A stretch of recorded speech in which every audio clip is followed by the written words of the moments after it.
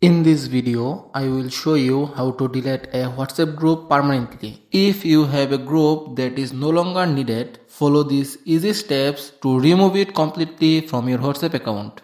First, open the WhatsApp app on your phone. Now go to the group that you want to delete. Tap on the group name at the top of the screen to open the group info page.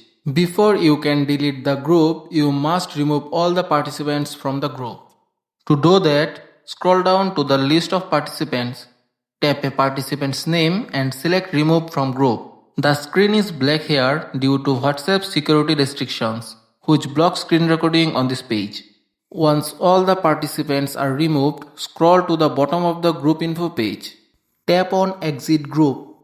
A confirmation message will appear. Tap Exit and Delete for me to confirm. If you want to remove the group media from your device as well, check the box, then click on Delete Group. That's it. The WhatsApp group has now been deleted permanently from your account. If this video helped you, be sure to hit the like button and subscribe to the channel. If you still have any problem, let me know in the comment section. Thank you.